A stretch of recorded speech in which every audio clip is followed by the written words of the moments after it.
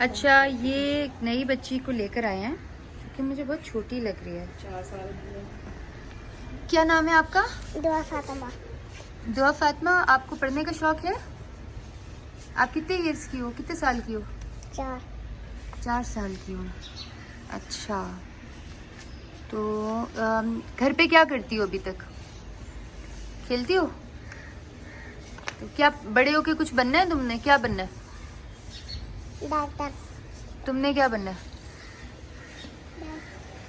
बता दे। डॉक्टर? सब लड़कियों ने डॉक्टर बनना है यहाँ पे? सब लड़कियों ने डॉक्टर बनना है?